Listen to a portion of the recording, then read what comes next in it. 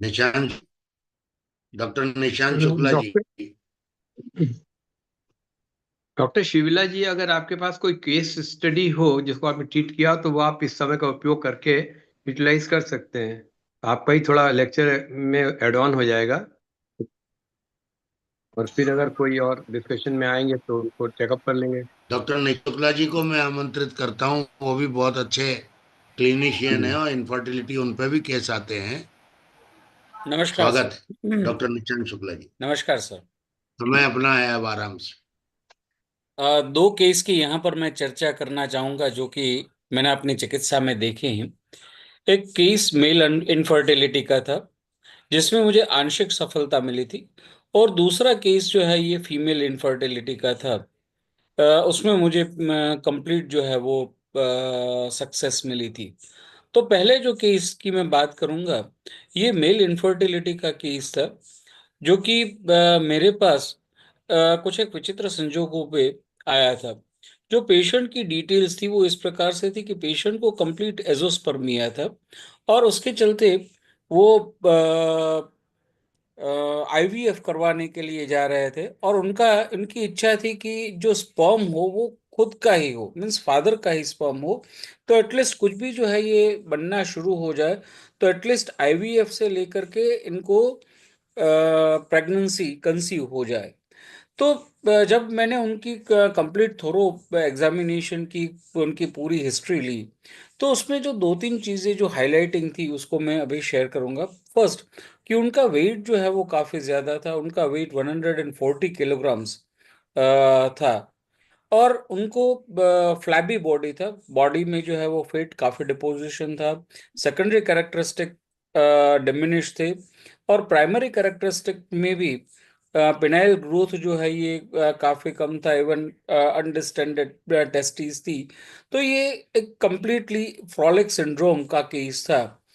और जब उनका जीएच हार्मोन करवाया अहमदाबाद में, जामनगर में तो ये नहीं होता, अहमदाबाद में ये करवाया, तो initially it was observe to be untraceable. It was less than 0.00001 nanogram micrograms. तो ये बेसिकली अनट्रेसेबल था, और उनको एस्ट्रोडियोल जो है ये more than 100 times the high normal value, it was 500 something like that one. तो ये बेसिकली ये कहीं ना कहीं सॉरी, ये केस धात्वग्नि दृष्टि का था। और उसी के प्रकार से उनको मैंने जो मेडिसिन्स दी थी, इनमें विडंगा दी। विडंग तंदुलीय का जो प्रयोग है वो मैंने उनको जो है ये दिया था। विडंगादी लो जो हमारी जो स्टैंडर्ड फॉर्मुलेशन है उसमें मैंने थोड़ा चेंज किया। उसमें धान्य का कंसंट्रेशन घटाया है, और गुगुलू का कंसंट्रेशन थोड़ा जो है ये बढ़ाया है। प्लस उसके साथ थोड़ा जो है ये चेंज आयस में मैंने किया था। तो बेसिकली ये कहीं पर भी जो है ये शुक्रवर्धन के वर्ग में जो है वो नहीं आते, पर बेसिकली उनका जो शुक्र नहीं बन रहा था वो धात्वग्नि की दृष्टि से था। धात्वग्नि की अति मान्यता के कारण शुक्र जो है ये नहीं बन रहा था। तो उसी को चलते हुए मैंने केवल धात्वग्नि की चिकित्सा की। तो पहले 3 एक महीने में मुझे उसमें कोई जो है वो रिस्पॉन्स नहीं मिला था। उसके बाद जब मैंने इनको कंटिन्यू किया, 6 महीने पर मुझे पहला रिस्पॉन्स मिला। और उस समय उनके जो सीमेन एनालिसिस थी उसमें उनको जो है ये ओलिगो एस्थेनोस्पर्मिया 1 मिलियन काउंट जो है ये आना शुरू हुआ। पर मोटिलिटी जो है वो एब्सोल्युटली जीरो थी।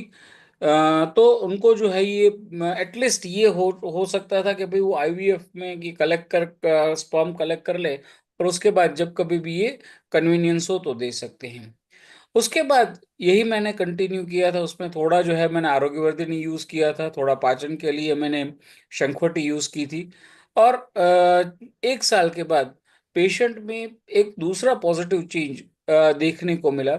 और ये जो है ये चेंज था कि उनको एस्थेनोस्पर्मिया से ओलिगोस्पर्मिया ये हुआ। इनिशियली 2 मिलियन काउंट्स जो है ये हुए। यानी 1 साल के ट्रीटमेंट के बाद 2014 से उनकी ट्रीटमेंट शुरू हुई थी, जुलाई 2014 से।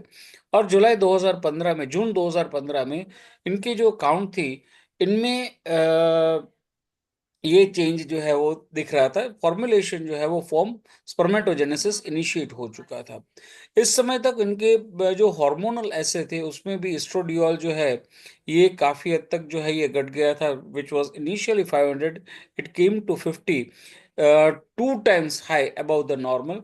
और ग्रोथ हार्मोन जो है ये भी डिफिशिएंट था, पर it was in the traceable limits. जो नॉन ट्रेसेबल जोन था उससे जो है वो ट्रेसेबल लिमिट्स में जो है ये आना शुरू हो गया। और उसके करीब करीब 7-8 महीने की ट्रीटमेंट और जो है ये की, और उस समय तक 6 मिलियन काउंट जो है ये पहुंच गया। अब उसके बाद पेशेंट को जो है ये भाई किसी भी तरह से बच्चा चाहिए, तो उन्होंने जो है वो उस समय के बाद ये ट्रीटमेंट नहीं की थी। अगर अदरवाइज मैंने उनकी जो वाइफ थी, पार्टनर थी, उनकी भी मैंने जो है वो प्रजास्थापन से मैंने ट्रीटमेंट के प्लान किया था, पर they were not ready to go with that one. So I got the half success. Progeny जो है ये नहीं हुई, पर जो गोल था, प्राइमरी सेट गोल था स्पर्मेटोजेनेसिस इनिशिएट हो जाए, तो ये जो है ये हुआ। उसके बाद उनसे मेरा कोई संपर्क नहीं है। तो आज क्या स्टेटस है या फिर 2016 में उनका क्या स्टेटस था, इसके बारे में मैं नहीं जानता हूं। तो ये 2016 से वो मेरे संपर्क में नहीं है।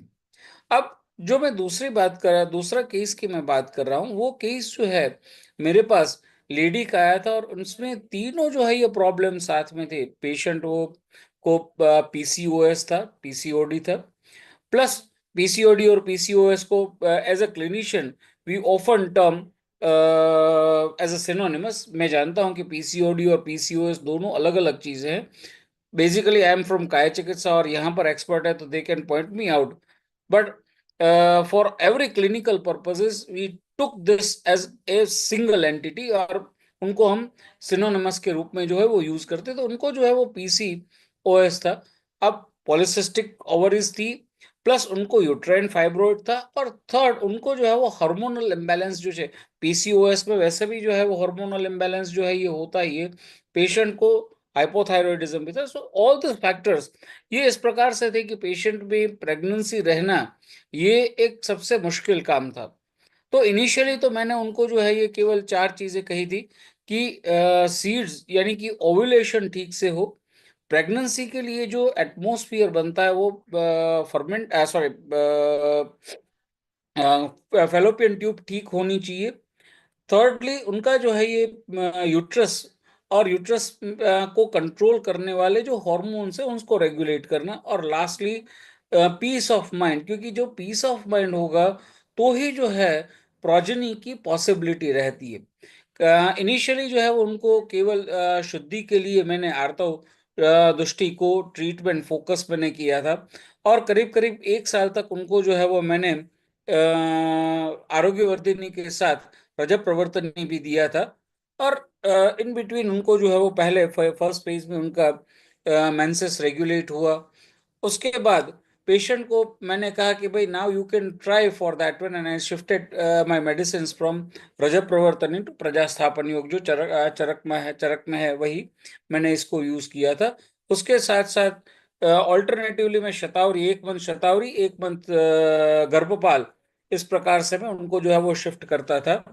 तो ये करते करते करीब करीब 2 साल के ट्रीटमेंट के बाद शी गोट प्रेग्नेंट, उनको जो है वो कंसीव हो गई, और delivered a normal child in 2016। सो ये 2 केसेस मेरे जो है ये इसके संबंध में हैं।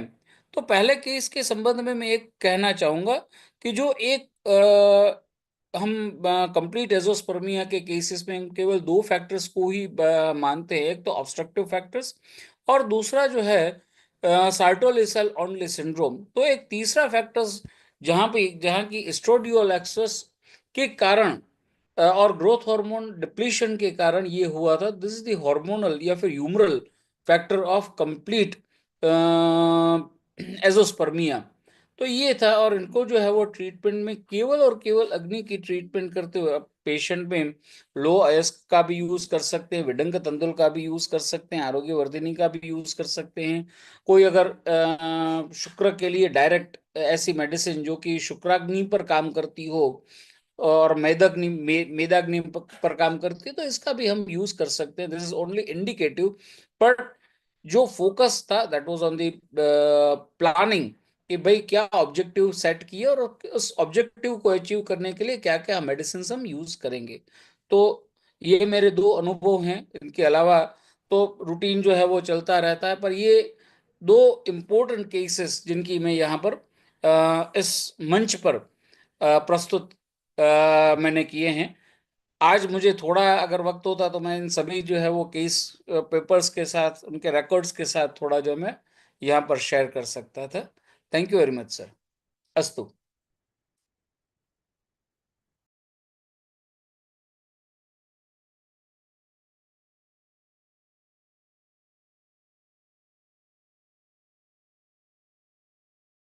अस्तु सर।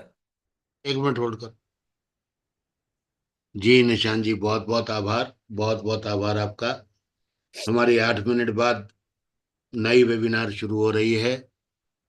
बहुत बहुत आभार आपका। देश का अब मैं, अभी भी मेरे साथ स्त्री रोग और प्रसूति के एक्सपर्ट्स जुड़े हुए हैं। अंजना जी कुछ बोलेंगे? Investigations for infertility, female infertility.